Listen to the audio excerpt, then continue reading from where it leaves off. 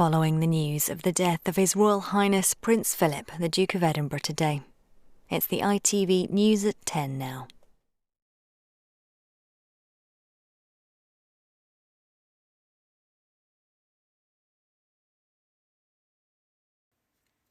It was the end of a remarkable life, but also perhaps of an era. Prince Philip's devotion to serving his country was forged in the long, dark years of war and cemented by his marriage to the Queen. Today, our political leaders paid their tributes. He helped to steer the royal family and the monarchy so that it remains an institution indisputably vital to the balance and happiness of our national life. We should deeply appreciate the massive contribution that he made to public life and to the whole country. But, of course, with the Queen, the Duke met countless world leaders across the decades, and many of them paid their respects too. He was a heck of a guy. It was his lifetime of service to the United Kingdom and the whole Commonwealth was visible to everybody for a long, long time. He pledged to serve his country and his Queen, and so he unarguably did. On a specially extended programme tonight.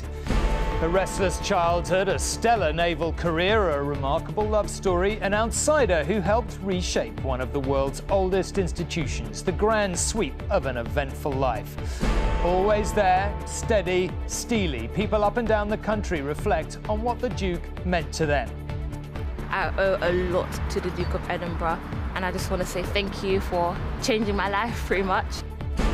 He was a man of action, far ahead of his time on issues like the environment and the natural world. So what is his legacy? Royalty in an indefinable way has modernised itself. In that evolutionary process, the Duke of Edinburgh played a very, very important part. It was a love story, no question. So just what made the couple tick? If a young girl falls in love with a very handsome, very dynamic man, he will be her hero. And what about that famous sense of humour? It sometimes made headlines he didn't want, but he also made a lot of people laugh when they needed it most. It was fun, a little bit risque, and I think we probably all felt, thank goodness there are people like that in the world.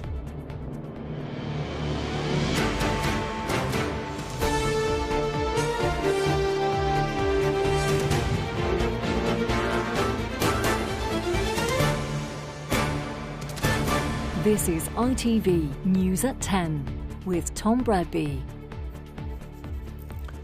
Good evening. Consort and constant in the life of our country, companion and confidant in the life of our Queen. Tonight, at Windsor Castle, she is in mourning over the death of the man she called her beloved husband in a statement released by Buckingham Palace shortly after midday. This afternoon, she was visited and comforted by their son and her heir, Prince Charles. The palace said Prince Philip passed away peacefully this morning. He was 7 weeks short of his 100th birthday. He died at Windsor, where the Queen is tonight, where they have been together during lockdown, and to where he returned just over 3 weeks ago after that month-long stay in hospital. Buckingham Palace is trying to discourage those wanting to remember the Prince from visiting royal residences or indeed leaving flowers because of the virus restrictions. But there has been some socially distant gathering. Tonight, the flag over Downing Street is flying at half-mast, where earlier in the day, the Prime Minister said the Prince would be remembered above all for his support of the Queen. Moments after the official announcement, two courtiers walked across the forecourt of Buckingham Palace and, as has been the custom for so many years, they posted a notice on the railings. A notice which announced the end of an era, the passing of this country's longest ever consort. The Union flag above the palace had already been lowered to half-mast. The announcement was a personal one on behalf of the Queen. It read, "It is with deep sorrow that Her Majesty the Queen announces the death of her beloved husband, His Royal Highness the Prince Philip, Duke of Edinburgh. His Royal Highness passed away peacefully this morning at Windsor Castle. Further announcements will be made in due course. The royal family join with people around the world in mourning his loss. At age 99, the Duke of Edinburgh had led a very long and very fulfilling life. He had only officially retired in 2017, when at this ceremony he bowed out of public duties for good. Prince Philip had just spent a long spell in hospital. When he was discharged last month after 4 weeks of treatment for his heart and an infection, it was the longest period he'd spent in hospital. But the Duke was able to spend his final days with the Queen at Windsor Castle. He died in the place where his own mother, Alice of Battenberg, had been born in 1885. This afternoon here at Windsor, we are told Prince Charles drove from Highgrove to be with the Queen. Prince Philip earned the affection of generations here in the United Kingdom, across the Commonwealth and around the world. He was the longest serving consort in history, one of the last surviving people in this country to have served in the Second World War. We remember the Duke for all of this, and above all, for his steadfast support for Her Majesty the Queen. Not just as her consort, by her side every day of her reign, but as her husband, her strength and stay of more than 70 years. And it is to Her Majesty and her family that our nation's thoughts must turn today. At Downing Street, as elsewhere in the country, official flags will now fly at half-mast until the morning after Prince Philip's funeral, the arrangements for which have been significantly revised because of the pandemic. And so too has the advice to the public. Many people had instinctively been moved to lay flowers, but in line with COVID restrictions, they've been urged not to, and also not to congregate at any of the royal residences. Remembering what he's given to the country, to the world, it's wonderful. It's a person that's been around for all of my life, and I'm really sad. And because he has been part of national life for so long, for more than 7 decades, the flowers did keep coming, despite the official advice. This was Windsor Castle this afternoon. My heart just breaks for the Queen and the family, because she lost her husband, and such a stability in the country, I think, the royal family. So, yeah, just deeply sad. And in the capitals of the United Kingdom, the moment was being marked. At Piccadilly Circus in central London, and in Edinburgh at the Palace of Holyrood House, the same announcement was posted outside. He lived a life of public service and deep devotion to the Queen. He had a close association, of course, with Scotland. He went to school in Scotland. I know that he enjoyed all of the time he spent at Balmoral. The Duke of Edinburgh will be sorely missed by the many Welsh organisations that he supported as patron or president over so many decades of service. It is with deep sadness that I have learned of the death of His Royal Highness, the Duke of Edinburgh. It is a sadness that I know will be shared by countless others in Northern Ireland and right across the world. The perimeter of Windsor Castle is as close as anyone will get to the funeral. And as the flowers and messages to the Queen grow outside the castle walls, inside them the Duke of Edinburgh's body will lie in rest. He never wanted a state funeral, despite the duty he'd given to his country and to the Queen. And because the couple were here together for the duration of the various lockdowns, Windsor was where the Queen and her husband spent their 73rd and final wedding anniversary in November. At the place where they were married in 1947, Westminster Abbey, the tenor bell started to toll at 6 o'clock this evening. It tolled every minute for 99 minutes, one for every year of the Duke of Edinburgh's life. What a remarkable life. What a wonderful life of service, of duty, of service to his country, service to the crown, but with this formidable intelligence, insight, and a really extraordinary prophetic gift.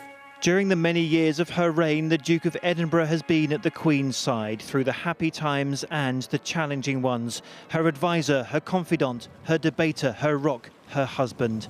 The widowed monarch must now begin the task of signing off the amended funeral plans for her husband.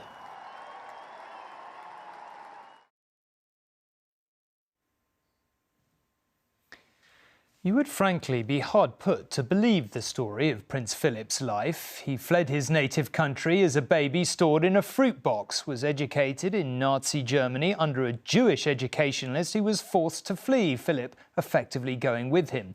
He fought Hitler in the long, dark years of World War II with distinction, witnessed the Japanese surrender, and all by the age of 25. Shortly afterwards, he married arguably the world's most famous woman, gave up a stellar naval career to help care for and serve her in a time when such a decision was almost unique, and then stuck by his promise with steely resolve right up until his death today. You can really pick your epithet. Colourful, certainly. Remarkable, undoubtedly. But unusual and interesting too. He was born Prince Philip of Greece and Denmark on the island of Corfu. His mother was Princess Alice of Battenberg, which made Philip a great-great-grandchild of Queen Victoria, just like his future wife. But when he was just 18 months old, Philip and his family fled Greece after a coup. He was to find a new home and a future through the Royal Navy. His Majesty walking down the ranks of the cadets and afterwards... At the Naval College in Dartmouth, an encounter that changed his life and a nation's history. Sharing a joke on this photograph is 18-year-old Prince Philip. He'd been asked to entertain the King's daughters during a royal visit. Elizabeth, at the time, was just 13. Afterwards, they played croquet. It was clear she had taken a shine to the tall and dashing cadet. War would interrupt any romance that followed. He was mentioned in dispatches. They exchanged letters. It's easy to see the radiant happiness of the princess. And the coming of peace brought the rekindling of love. King George granted permission for the couple to marry. He renounced his Greek title and was given another. Now the Duke of Edinburgh takes a fatherly hand, his technique being no better and no worse than most fathers. Philip still had his glittering career in the Navy, but that came to a premature end with the death of his father-in-law. So what next for a young man of prodigious energy? At first, frustration. Nobody had really thought about, and by the way, what is he going to do? And it took a little while to find people who understood that he had extraordinary experience and skills of his own that could be made very good use of. But he also found ways in which he could make an impact. Philip was a moderniser, and he crashed against convention. I think in those days the footmen still wore powdered wigs. It was a different world. It was a Victorian court. He seemed to be almost dangerously progressive. Yet progress prevailed. A new monarch and a new style of monarchy for a new age of mass media.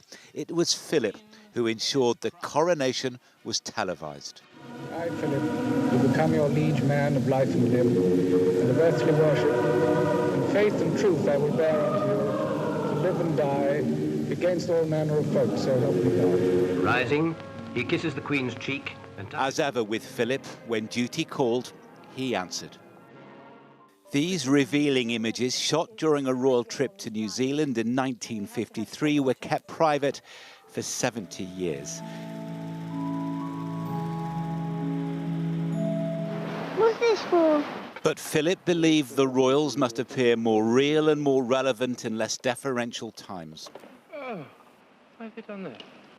Though his gamble to allow television cameras to record a year in the family's life was an experiment never repeated. He came to realise that it was possibly a mistake, because once you start selling yourself as people, as individuals, you begin to make yourself into a soap opera. Do you realise this is guaranteed failure?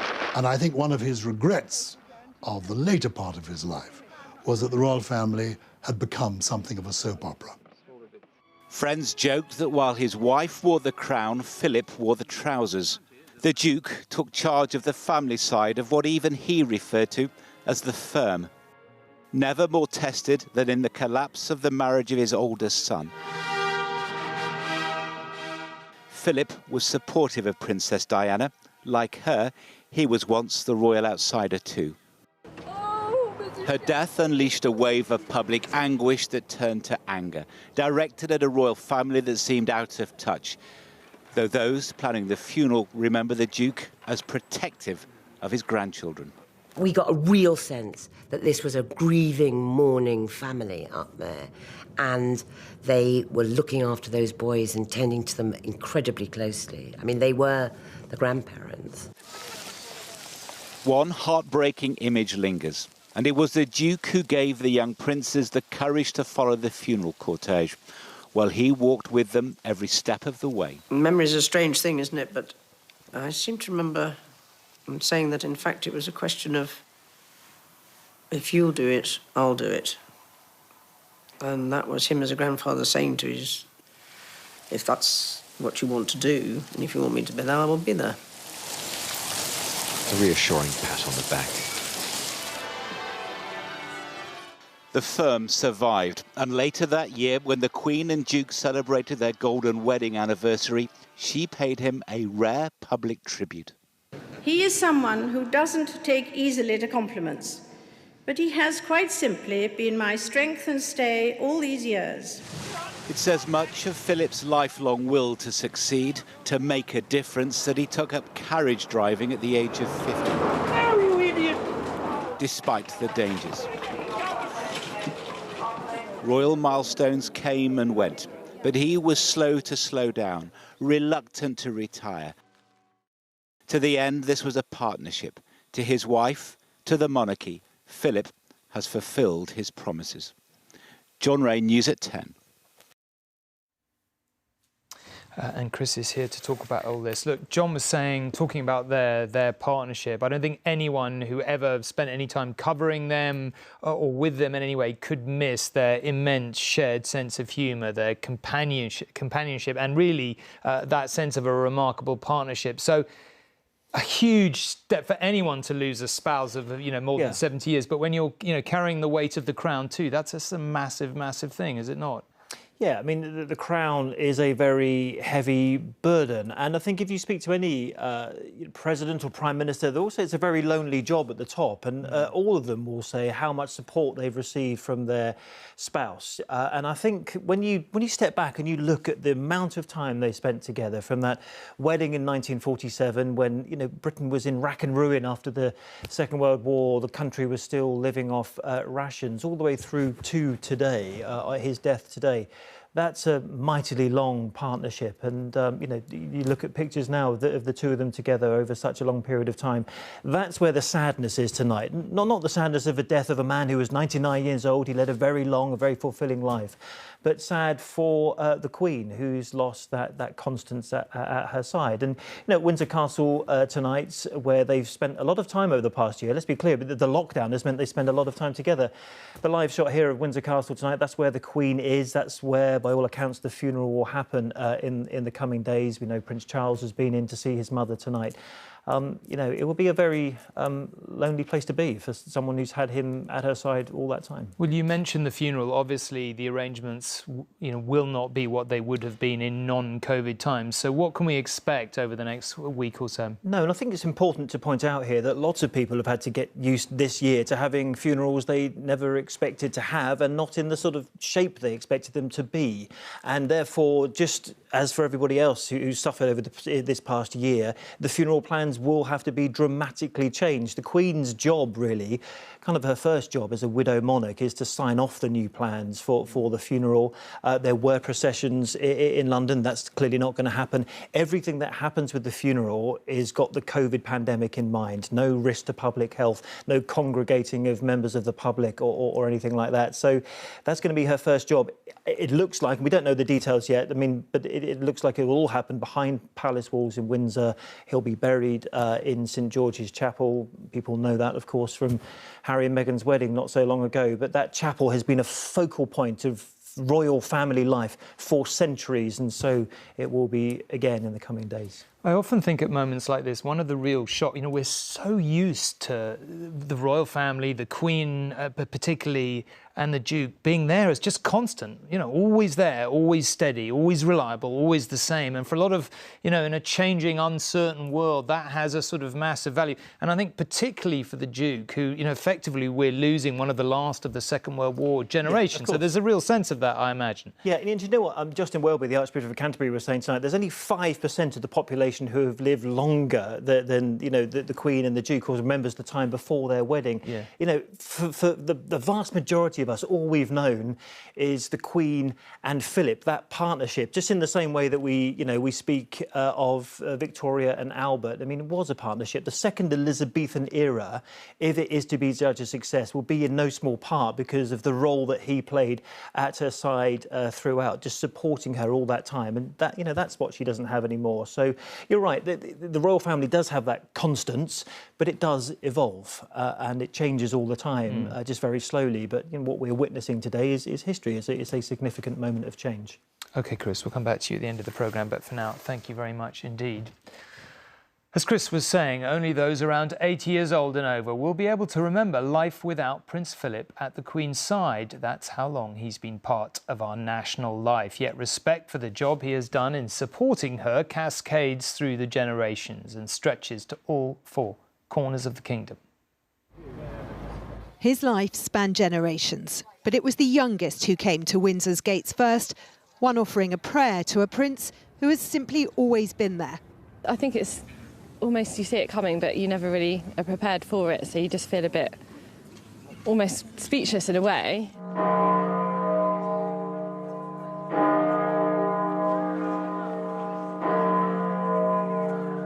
At the Minster in York, the bells tolled 99 times, one for each year of the Duke's life.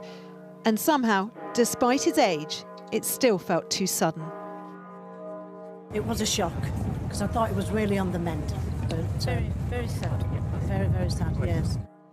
As at all the royal residences, at Sandringham, the pandemic meant the public were asked to stay away. But they came regardless. Moments like this reminding us how we measure out our own lives against those of the royals. Obviously, when Princess Diana passed away, my mum brought me down. Then I did exactly the same as my daughter's done. So, and I was only about, 5, 6? On the Mall outside Buckingham Palace, the capital's black cab drivers also took a moment to consider his passing. I never thought I'd feel about like this, when the Duke died. But, it's something, it just hits you, doesn't it? You come round, you see the crowds and you realise it's one of those moments. The flags at half-mast in Birmingham, the city's thoughts with those left behind. I think it's a big shock for the family, but yeah, I just hope they're all okay. All eyes will be on the Queen to see how she's reacting and how her health holds up, because she's also quite old. And in Scotland, they mourn not only the Duke, but also the lack of ceremony. It's so sad, and especially during this pandemic, because the restrictions mean people can't pay their respects properly. I know he wasn't well, but still a sad day. And when he was an army man, and he was obviously very active. I think he was quite a character. Yeah. He didn't always say the right things, which people thought. But no, I thought he did well. I thought he was all right. And that Glaswegian understatement might well have been appreciated by a man also remembered with 2 minutes silence at Aintree Racecourse.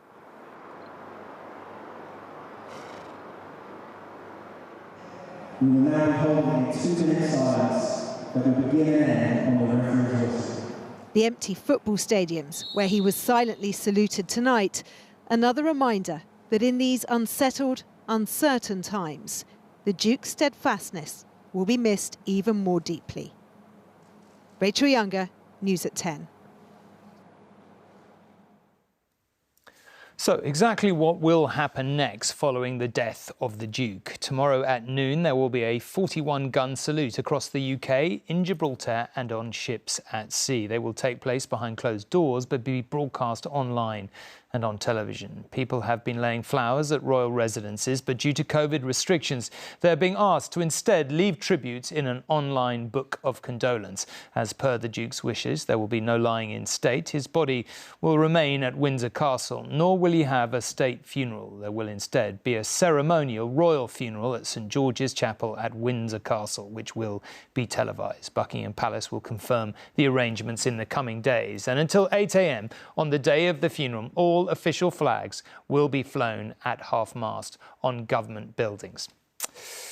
Now, Dan Rivers is at Windsor tonight. Dan, people were asked not to come, but inevitably people, you know, they were clearly doing it in a respectful way, but they do want to come and pay their respects. Yeah, that's right. And we saw, you know, a steady stream of people throughout the afternoon into the evening. It's much quieter now, it must be said. A more reflective atmosphere, to be honest, both here and on the other side of the castle at the Cambridge Gate. At the Long Walk. I just went up there and it really is quite a special scene. You've got this carpet of flowers lit up by the flickering candles and lanterns that have been left there by well-wishers. The initial thought we were told was that those flowers would be cleared away periodically to sort of stop it becoming a focal point. And I think they've obviously decided to slightly amend that plan because they've left many of them there this evening. I presume they will be taken in at some point overnight, but a very special scene there. They had put out at the Palace this afternoon an advisory asking people not to bring flowers and actually asking people maybe to consider doing a sort of charitable donation instead, perhaps to one of the charities maybe that the Duke supported and was a patron of himself. And they reminded people that there is now an online book of condolence that is open on the Royal website where people can leave their thoughts and memories of the Duke. Well, as you say, people have been coming. You've been talking to many of them all day. What have they had to say in essence? It's an amazing variety of people, actually. What struck me with, complete range of ages. We've seen, tiny little kids leaving flowers in really very poignant scenes to people well into their 80s and older still coming, of many nationalities as well. Lots of foreign accents and foreign languages heard as well. So a huge variety of people, many of them from Windsor itself as well. Some I spoke to had travelled here from other parts of the country. They were a little bit conflicted about whether they should have done so, but felt it was important to mark today in as safe a way as they could. Many people from Windsor itself have come and come up to have a look here, and many have mentioned the Duke's long association with the castle, especially after that devastating fire in 1992. He was so involved with the rebuilding here, and fitting many felt that he should be buried here next week. Dan, thank you very much indeed.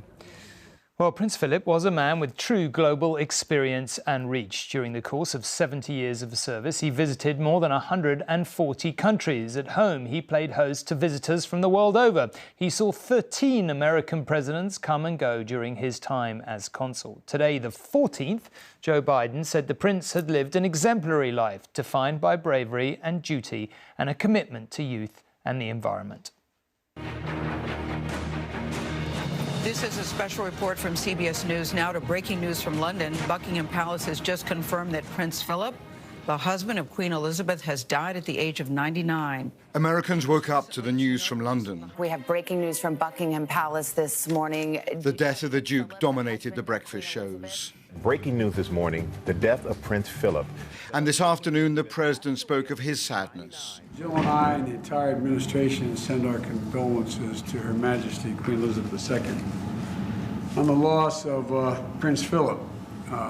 He was a heck of a guy. He, it was his lifetime of service to the United Kingdom and the whole Commonwealth was visible to everybody for a long, long time. And his bravery serving in World War II, as well as his being a champion of the environment, as well as the charitable things he set up. So we really do express our condolences for an extraordinary life that was led by the Prince, and I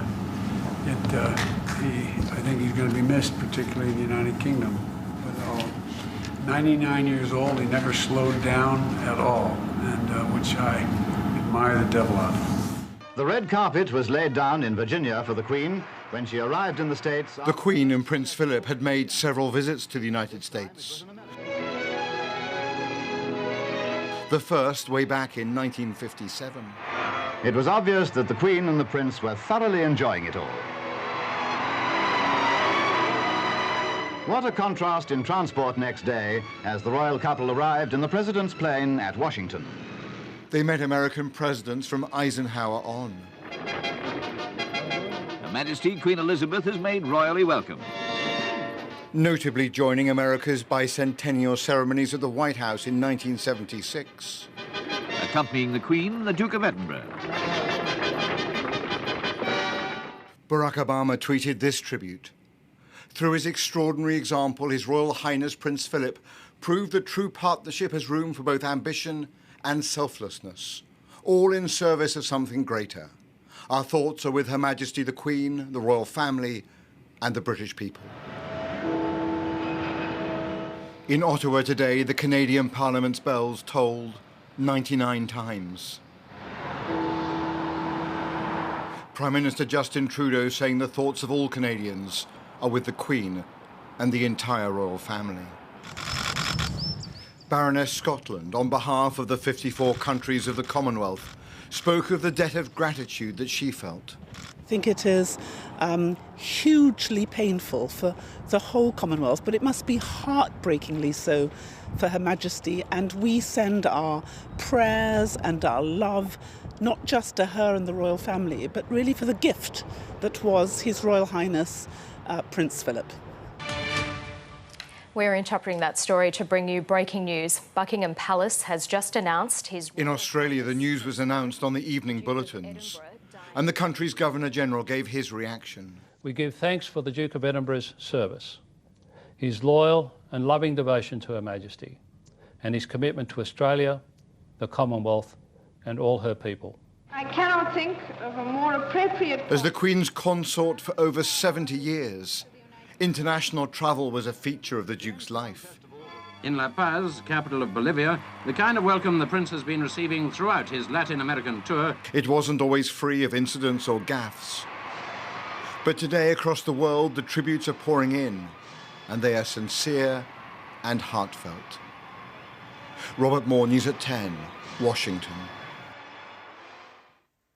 MPs will get their chance to pay their tributes to Prince Philip on Monday afternoon. The Commons will be recalled from the Easter break a day early, and Libby is in Downing Street this evening to talk about all that. Libby, in essence, MPs will get a chance to pay their tributes on Monday.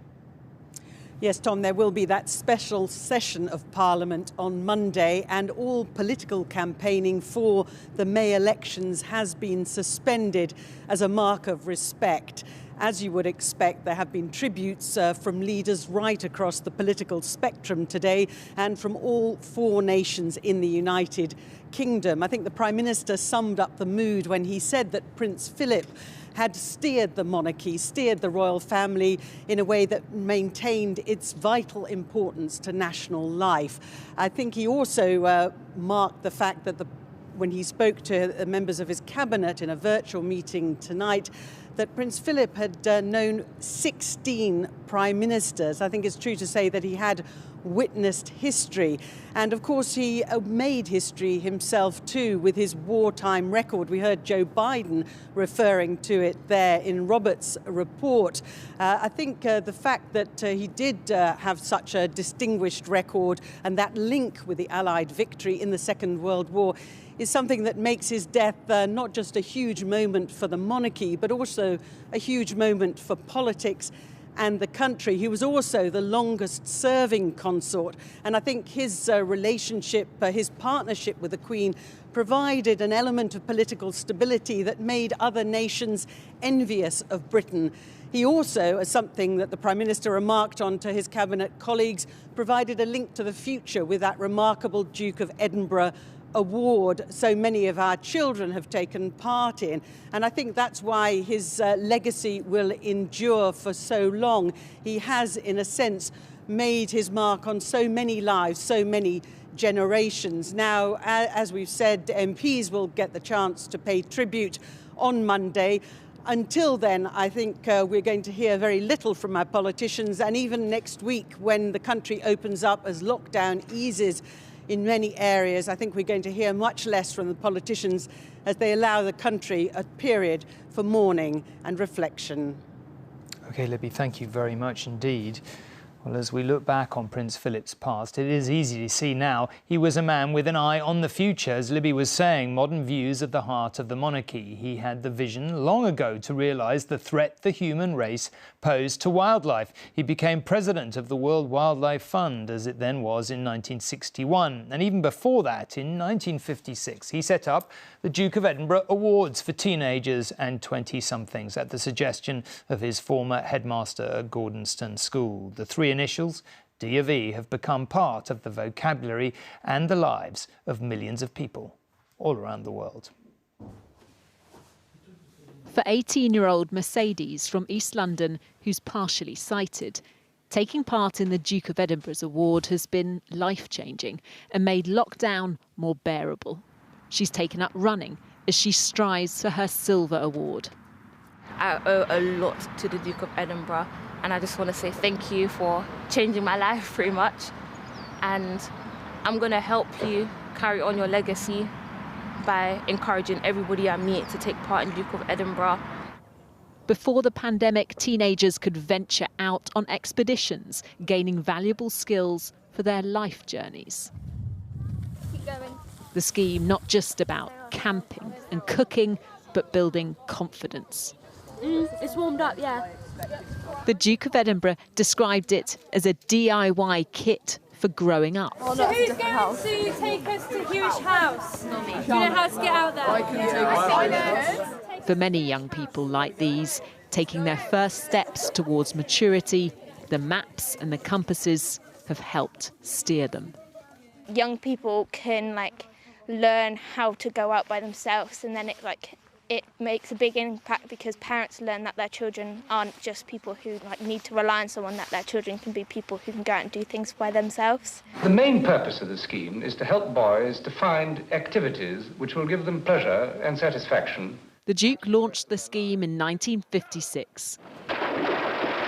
Since then, it's expanded to more than 140 nations, and more than 4 million young people have received awards. People who are living in deprived areas who don't have opportunities, you have to, in a sense, provide that challenge, that opportunity. After 65 years, his goal seems as relevant as ever. He's left an incredible legacy. His vision and passion and belief in the innate potential and value of young people.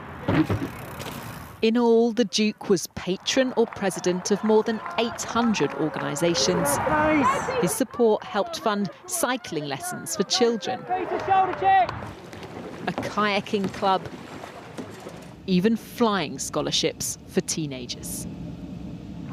The photographer is Prince Philip, wildlife enthusiast of international repute. He was also, perhaps less famously, but no less passionately, a conservationist. Here on safari in Kenya in 1971. All of these animals and birds are within measurable distance of being exterminated unless something happens. In his determination to draw attention to man's impact on the world, he was ahead of his time. And he used his status to raise awareness, becoming president of the World Wildlife Fund. He recognised the sheer scale of destruction that we have been wreaking on our planet, and he importantly wanted to protect it for future generations. The fact that it's up the agenda today is part of his legacy. Sir David Attenborough first met the Duke in the 1940s when they were in the Royal Navy. Here they are together in 2019. The Duke's legacy, he says, the evolution and survival of the royal family. Royalty in an indefinable way has modernised itself, and in that evolutionary process, the Duke of Edinburgh played a very, very important part. And so his legacy lives on in all those still being inspired by his passions. Rebecca Barry, News at 10. Well, joining me now, I'm pleased to say, is Lord Alan West, who as a former First Sea Lord met the Prince and knows better than most about the power of Royal Navy service to shape lives. Thank you so much for coming in and talking about this evening. Can we just begin with the war? Because, I mean, millions of people watching, will have had family members who were in the war. I was thinking today about my grandfather who was sunk on Charybdis in the war. And it's very hard to get across to people just how wearing, how tiring, how frightening, and undoubtedly how formative his years must have been. Absolutely. I mean, I think people forget, it was 6 years. We were fighting for 6 years from the 3rd of September when the Germans invaded Poland, right through until the atom bomb was dropped in Japan. That was very nearly 6 years. 6 years, 1 month short of that. And during that period, ships were darkened.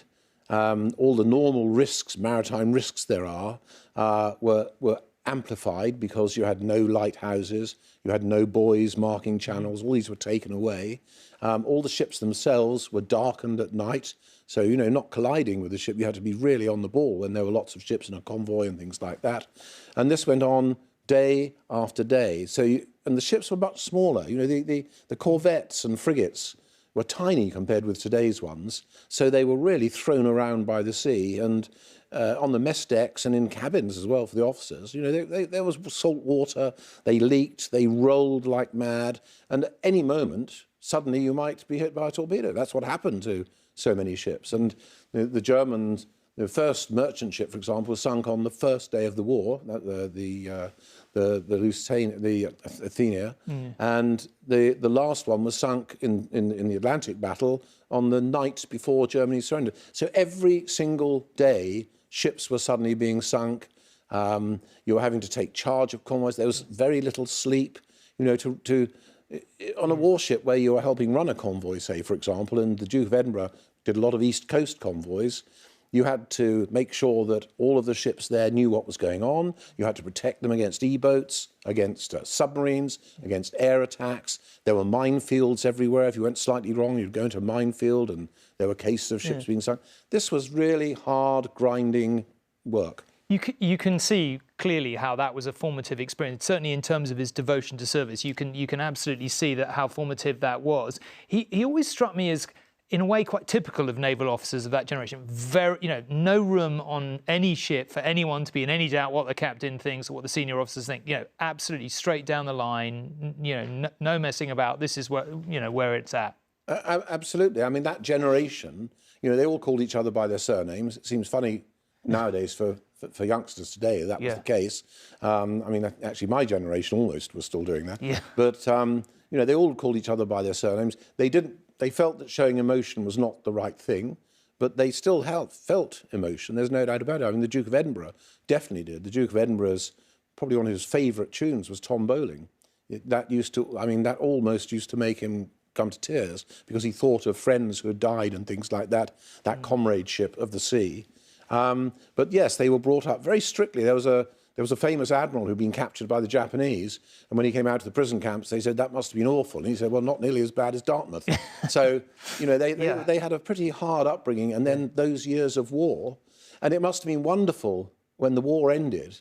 Suddenly, ships with lights on, suddenly those threats and risks not there. And the period just after the war, when the Duke of Edinburgh was the first lieutenant, I think, of Chequers, and then he, of course, had his own command, the Magpie, must have been wonderful for him. And being out in Malta with Her Majesty, and as a naval officer, free from all of those huge pressures, it must have been wonderful. Well, you say it's wonderful, and that kind of just only underlines, doesn't it, just what a big decision it was.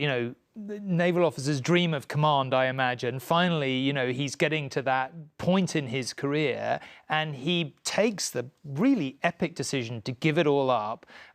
Totally unusual, I would have thought at the time, to stand behind, to serve, to help, to assist his wife.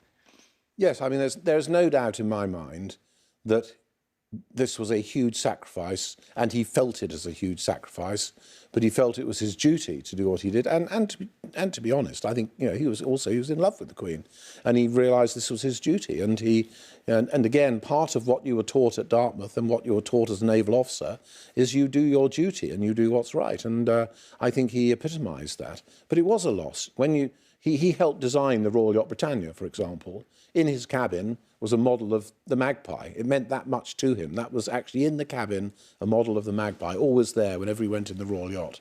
And he must have been, he must have thought often, I've given all that up. But he was then focusing on lots of other things, and he achieved so much, in his other life, so to speak. But I do believe he felt that was a sacrifice. Just finally, briefly, what do you think his impact on both the Navy and the services generally was?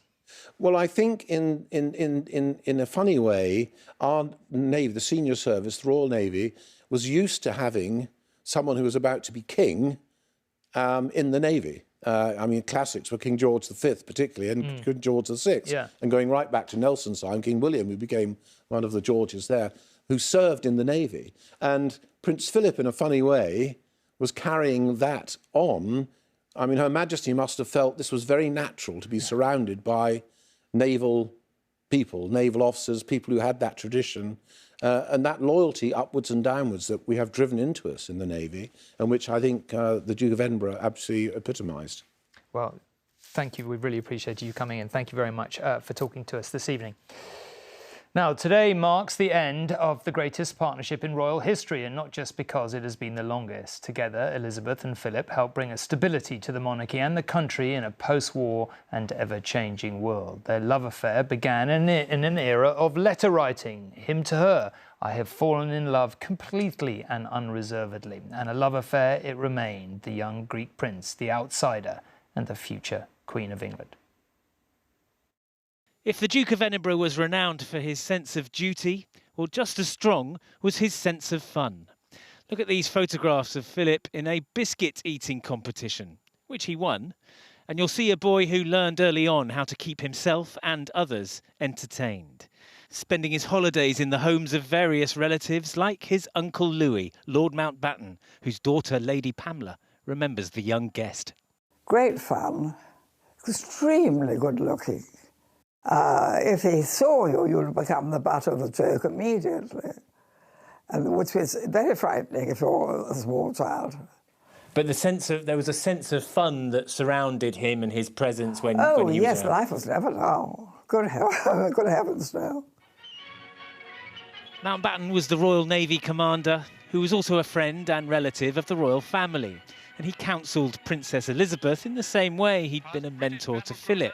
To learn the identity of the ships and the answers to a dozen problems at once, the Princess questions her cousin, Commander Lord Louis Mountbatten. A happy picture, this, and not to be forgotten. And in the early days of their relationship, he did his best to encourage romance. My father would try to help.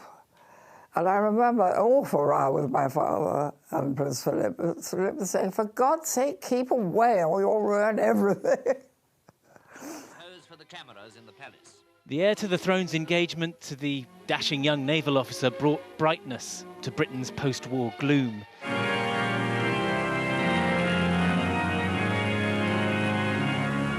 And yet at court, this was a marriage which, to say the least, raised eyebrows. Why is she not marrying a wholesome Scotsman? Why is she marrying this penniless Greek? But that was blown up out of all proportion. And it really caused a terrible hoo-ha. This unknown, boisterous Greek. Ooh, the court couldn't think of a more unsuitable consort for the future queen. Elizabeth and Philip, of course, proved all the early doubters wrong. It was a successful marriage where a family was raised amid all of the pressures of public life. But as tempers frayed on one of the royal couple's early tours, the Queen's former lady-in-waiting remembers a relationship which had to weather all the ordinary stresses and strains. That it's not very often that anybody criticises her. But to have a husband say, oh, don't be such a bloody fool. And then in Britannia, there were quite a few moments when, they'd have a little row. And she'd say, I'm going to shut myself in my cabin, and I'm not coming out until it's cooled down. Let me know when it's cooled down, and I'll come out. How did you find out whether or not he was in a better mood? By him stomping in or out. Two strong characters, undoubtedly, but two people whose quiet devotion to one another has been obvious throughout their public life. But they make a unique team together. We're very lucky to have two such strong people, and who were never rivals. He was always supporting her. Marrying a future monarch meant that Prince Philip ended up serving his country in an entirely different way from the one he'd planned. Did you have a sense from her perspective, Lady Pamela, of how important he was to her? Nobody else in the world as important. If a young girl falls in love with a very handsome, very dynamic man, he will be her hero. Exasperating, many rows, but her hero the whole time. You think he was her hero all the way through? Yes, I do, yes. Seen up close, this was an ordinary marriage in so many ways, but through the extraordinary demands that duty made, theirs was a love that was built to last. Geraint Vincent, News at 10. Brilliantly revealing interview. Well, the sense of fun Lady Pamela was talking to Geraint about often got Prince Philip into trouble. He once said of himself, "I've just done what I think is my best. Some people think it's all right, some don't. What can you do?" Which, as a life philosophy, takes some beating. He had a sharp wit, and it did sometimes lead him into hot water, though anyone who covered the royal beat occasionally witnessed his remarks taken wildly out of context. He was often, he would say, just breaking the ice. He was a man who took his role seriously, but also found humour. Supporting the Queen at countless events in all weathers, Prince Philip's sense of fun was never far away. He liked to laugh. He had the ability to make the Queen laugh. He was often criticised because of his gaffes, but they weren't really gaffes, and most people were thinking that anyway. I'm reminded on one occasion, it was a press reception, I can't remember which country it was, but a reporter said, "How was your flight?" And quick as a flash, he said, "Have you ever flown?" The reporter said, "Yes, it was just like that." You couldn't help but laugh. What the award does is it develops, most importantly, develops self-confidence. Family also found themselves on the receiving end, like Prince Edward, in a joint interview on the Duke of Edinburgh award scheme. As you can see, he's got a gold award. But for that, he would have been a dropout. Yeah, probably. My father was always capable of being able to manage interviews in a way and say things that the rest of us always dreamed we could say. And he was brilliant with them, always absolutely brilliant. Oh, Steve, I mean, can you get Radio 3 on it? Fantastic sense of humour. But of course you can always misinterpret someone's humour. You can turn it against them so that it sounds if it's not right. The press did not always see the funny side, particularly when a comment was interpreted as being culturally insensitive. Prince Philip was not slow to let those who wrote the headlines know what he thought of them. We could see Philip coming over, and he sort of came over and he sort of tutted, and he said, "The trouble with you lot is you've got no sense of humour, a complete absence of humour." However disapproving the headlines, the Duke's press secretary knew better than to question him. You don't advise Philip on things like that, because they come at the spur of the moment, they come off the top of his head. And so it continued into the later years, and a widely reported conversation with a sea cadet who told him she had another job. And I just said that I worked in a club, and then he asked, "Oh, what, a strip club?" What did you say to that? Obviously I said no. And then he said, "Oh, it's a bit too cold today anyway." Prince Philip was in his 90s when he provoked this reaction and the coverage that accompanied it. Opening a sexual health centre in central London, he had remarked, "At least you're all legitimate now." He was clearly looking for a degree of mischief. I think he wanted to make people smile, and he did. It was fun, a little bit risque, and I think we probably all felt, thank goodness there are people like that in the world. The humour was still there on the day he finally called a halt to royal engagements. I'm sorry to hear you standing down. I can't stand up much. Those who came to know him best say it's the wit and the sense of fun he brought to his role supporting the Queen that they're going to miss now. Paul Davis, News at 10. With an absent father and a mother needing care in a mental institution, the closest thing the teenage prince had to a stable home was Gordonston in northeast Scotland. It was a new school then, founded by a Jewish refugee from Nazi Germany, as we said earlier. 13-year-old Philip was one of its original pupils, able, dynamic, popular, naughty, but never nasty, as one school report had it. He was both hockey and cricket captain and, in his final term, head boy, or guardian, as they call it there. He viewed Gordonston as having played a significant part in shaping his life. A lone piper's lament. The flowers of the forest played, and the school flag was lowered to half-mast for the first time in almost 50 years. This Highland tribute was the Gordonston School's own way to honour the passing of one of their own. Long before he was a prince or a duke, the young Philip arrived here at Gordonston in September of 1934.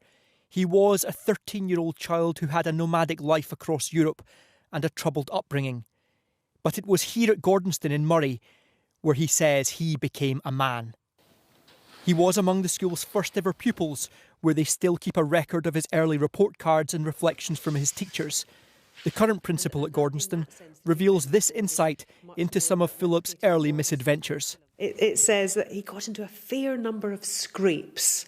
He was naughty but never nasty, and a great story of how on his way to seamanship at Hopeman he was quite an enthusiastic cyclist, but he narrowly avoided a clash with a baby in a pram because of his cycling prowess. In many respects, the Duke of Edinburgh never fully left Gordonston.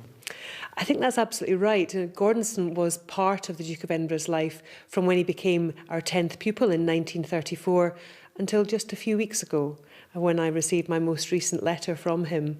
And last year we sent him some of our apple juice and our honey, which the students themselves had made, and they were delighted to receive a letter from him saying that when it arrived at Balmoral, it immediately made its way to the breakfast table and was thoroughly enjoyed.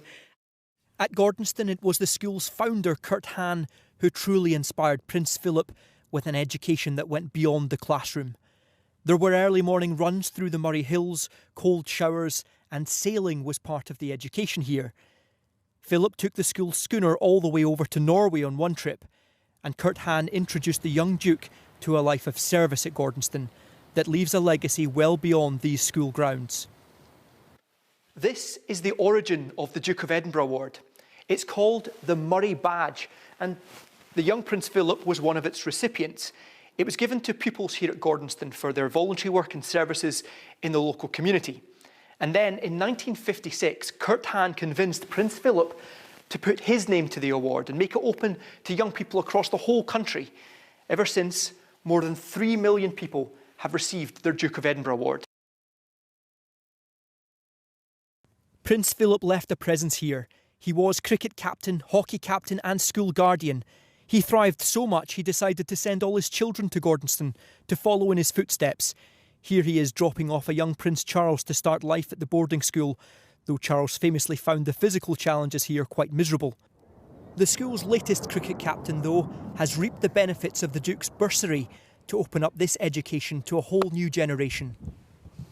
I think, in all honesty, it's life-changing. I think this is such a unique place that if you were to go to any other educational establishment, you wouldn't get the opportunities that you get to do here. Prince Philip said he was at his happiest returning to Scotland's northeast, and many joyful summers with the Queen on the Balmoral estate took him back to childhood memories. Today, on the campus he helped build, the Duke of Edinburgh was remembered. And Chris is here, as I mentioned at the top, to wind up and reflect on this day. Look, today is inevitably a reaction to, Day responding to the, very sad news that he'd passed away. Tomorrow we begin to enter the sort of things that have been planned for, so people can pay their respects and so on. So what happens tomorrow? So some things will be going ahead as planned. It's the kind of ceremonial procedures that kick in place from tomorrow. So what you get tomorrow is what's called a death gun salute. So in places across the United Kingdom, like in Belfast, Cardiff, London, Edinburgh, there will be a gun salute. It also happens in Gibraltar. and also actually on some Navy ships at sea, which is quite fitting given that here is a man, one of the dwindling number of people who saw active service in the Second World War. In the Duke's case, it was with the Royal Navy, and someone who many people thought could go to the very top of the Royal Navy, as some of his ancestors had. So that gun salute kind of kicks in tomorrow. And interestingly, Tom, one of the guns at Woolwich Barracks, for example, were the same guns that were fired on the day of his wedding in 1947. So, you know, it just says everything you need to know about how long he's been with us. We've talked a little bit earlier about the funeral, but it's clearly not going to be the funeral it would have been. But just tell us a little bit more about what to expect, you know, when it might be and who will be there and how it would be different. So the most likely days that they've got available to them is next Friday or Saturday, or then the following Monday, depending on, you know, how much time it takes to put everything together. But as you say, there's a lot less to put together because the procession in London is no longer happening. Everything is kind of now happening behind the walls in Windsor. There's no public interface, if you like. Crowds are being urged not to gather. People are being asked not to lay flowers and instead make charitable donations, because at all times the royal family is aware that there are lots and lots of other people in this country who spent the past year not being able to have the funerals they wanted. And therefore what they do with the Duke of Edinburgh's funeral, despite his importance, despite the fact he was the husband to the Queen, they will have to stick to government guidelines. Just on a further point on that, we do understand that Prince Harry will be coming back from California in order to attend. Now, if he does that, he's going to need to get on a plane, tomorrow or Sunday, in order to go through that 5-day quarantine period with tests in order to attend the funeral. Just finally, you know, we heard Lord West talking about his naval career there, his war service. I mean, this really does feel like the end of an era, doesn't it? It does, yeah. And you know what? I thought Lady Pamela Hicks said earlier in her interview with Garrett, they were never rivals, the Queen and the Duke. And that was the sort of success that they had, that partnership they had, where he would step back and he would let the spotlight shine on her. And that was a very difficult thing to do in the 1950s. And you're right, it's the end of an era. A man who's been, you know, with us, part of national life since 1947. And that's why this is a very significant day. Partners, not rivals. It's a very good place to end. Chris, thank you very much indeed. And that is where this special edition of News at 10 draws to a close, as the country remembers one of its most dedicated servants. Like many great men, Prince Philip's was a life of contradictions. His own upbringing was in a fractured family, yet he went on to make sure he held together the most famous family in the world. The powers that be didn't want an outsider to marry the Queen, royal prince or not. Over time, he of course proved just how wrong they were. His position at the heart of the family as devoted husband and father had meant shuffling his own ambition and his own family name to one side, to sit alongside the Queen and help make her reign one of the most successful in the long and complex history of our monarchy. To the end, though, he somehow managed to be liege man to the Queen, but his own man too. In the annals of history, he will be remembered for dedicating his life to the firm, as he called it, a father, a grandfather figure, you might say, to the nation. To his widow at Windsor tonight, it will be, as she put it, as a beloved husband. From all of us, good night.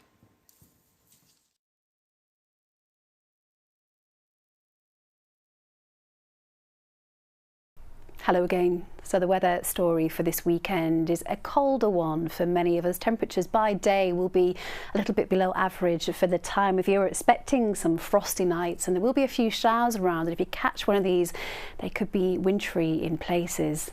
Now for the rest of tonight, we've still got this cloud and some outbreaks of patchy rain across parts of East Anglia and the southeast, and 1 or 2 wintry showers coming into northern parts of Scotland and Northern Ireland, but elsewhere in between, mostly dry, clear skies, chilly temperatures, and there will be a frost for many, and that's going to take us into a chilly start to the day on Saturday morning. We've still got this cloud and rain lingering across the southeast, and then some fairly hefty showers expected to move in across central areas.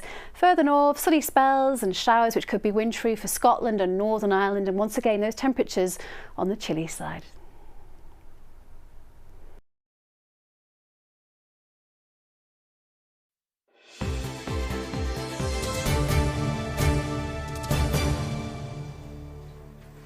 Good evening, I'm Faye Barker. As you've been hearing, today the palace announced the death of the Duke of Edinburgh.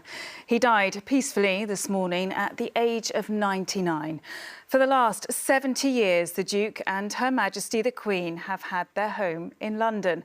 And throughout the day, people have travelled to Buckingham Palace to pay their respects, while flowers have also been laid in the grounds of Windsor Castle, where he died.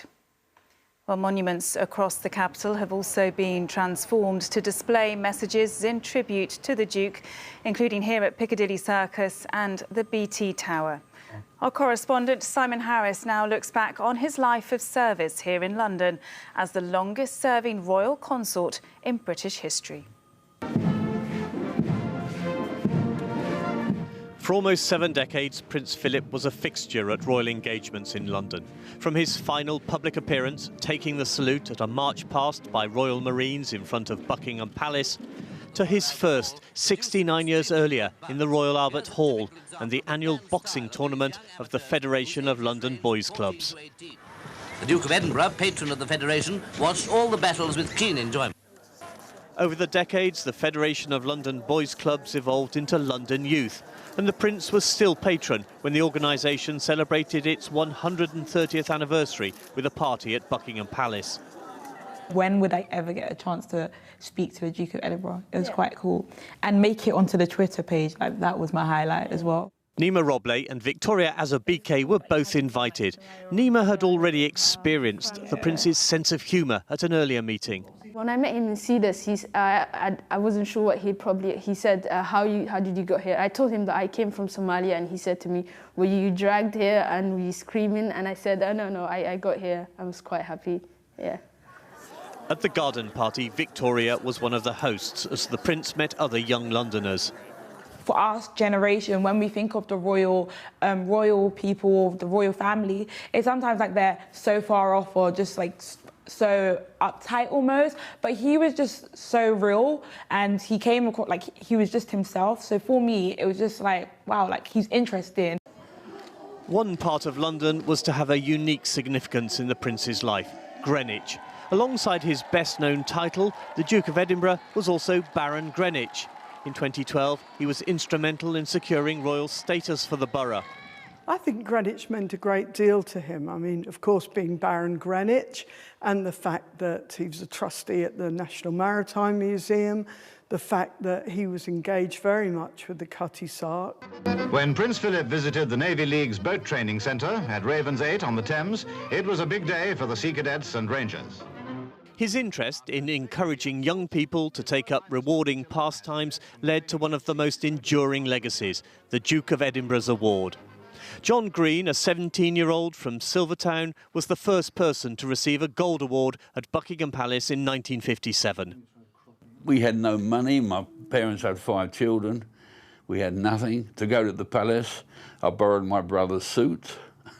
we were just poor, very, very poor people. It was an amazing thing that happened to me, just an amazing thing. Wildlife was another of Prince Philip's passions. He was president of the Zoological Society of London for 17 years and a frequent visitor to London Zoo. In the 1950s and 60s, the Prince was a fixture on London's glamorous social scene, one of the most sought-after VIP guests at society events. In later years, he adopted a lower profile, sometimes travelling around London in his own private taxi. There were times when he might have missed the climate of his childhood home on the Greek island of Corfu, like here at the age of 90, spending 4 hours on a cold and wet River Thames during the Queen's Diamond Jubilee pageant. But by then, Prince Philip had spent more than 60 years in the role that defined his life, the longest-serving royal consort in British history. Simon Harris, ITV News. Well, our reporter Sangeeta Lal has been outside Buckingham Palace throughout the day today. So, Sangeeta, there's been a steady stream of people visiting there, and despite being encouraged not to do so.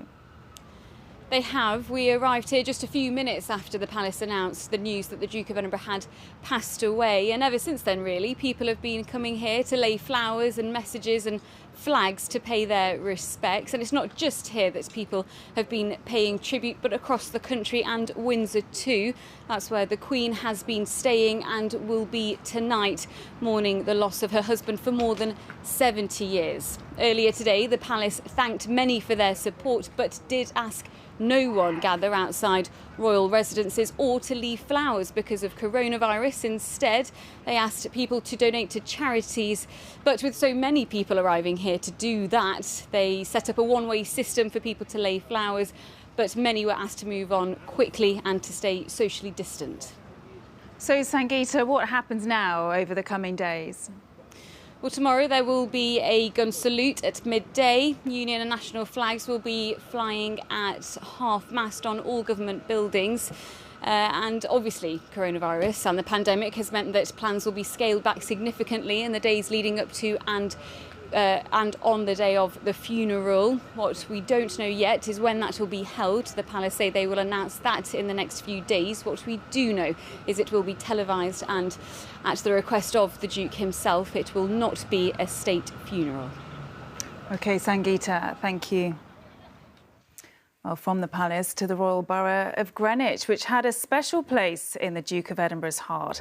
He was also known as Baron Greenwich, patron of the National Maritime Museum, and he was also president of the Cutty Sark Trust. Rags Martell reports. This London landmark is his legacy. Would the Cutty Sark be here if it wasn't for Prince Philip? Quite probably not. Without his vision and his passion, perhaps the ship may not be here today, but for him. That famous and beautiful old tea clipper, Cutty Sark. It was once the fastest, but in 1953 it was at the end of its life on the water. Now the 84-year-old clipper has been taken over by the Duke of Edinburgh as president of the Cutty Sark Preservation Society.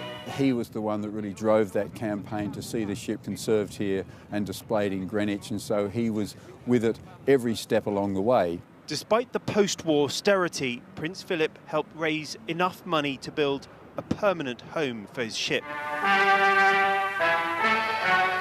The Duke of Edinburgh arrives by launch at Greenwich Pier. It needed money and it needed vision, and of course it was just after the war. There was not a lot of money around, and money that was around was needed for many other things. Even when the Cutty Sark was in trouble again, catching fire in 2007 during renovation work, Prince Philip was on site the next day to lend his support.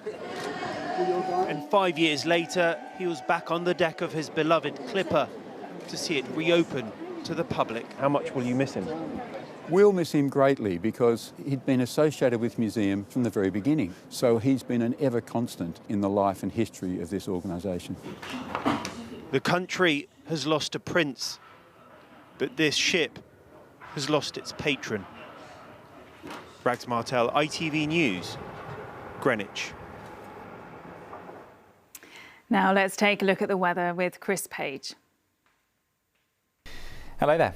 Very good evening to you. Across the capital through today, there's been a few lovely glimmers of sunshine around first thing this morning, although the cloud did increase into this afternoon, bringing some outbreaks of rain. For the weekend, it's going to be a chilly weekend to come, and northerly airflow means that the air comes from the far north, so it will be a rather cool feeling weekend. There'll be some light outbreaks of rain at times, and as we go through Saturday night into Sunday, we see the risk too of some overnight frost.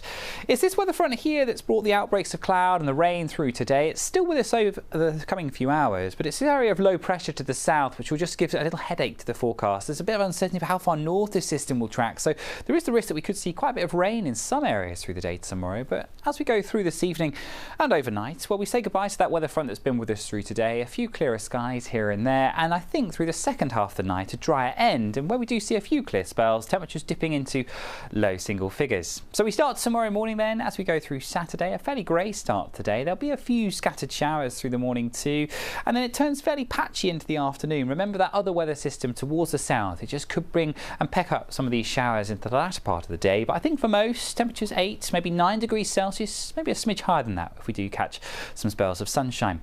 So through Saturday and Sunday, a cool chilly weekend to come, still with a few showers at times too. Brighter I think during Sunday, but drier, brighter and milder for next week. Good night. All across the capital over the past year, families have lost loved ones.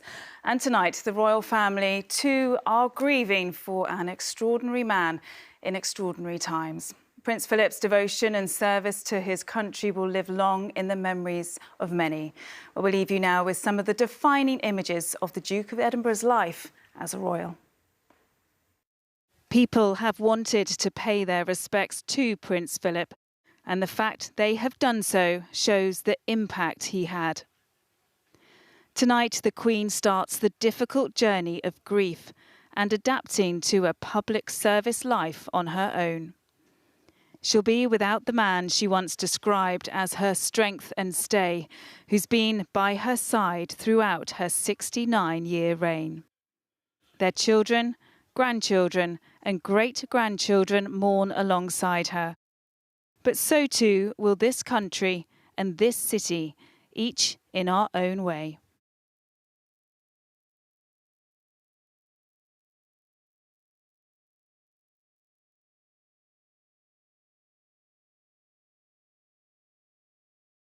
Following the news of the death of His Royal Highness Prince Philip, Duke of Edinburgh today, James Mates presents a special documentary looking at the life of the Prince.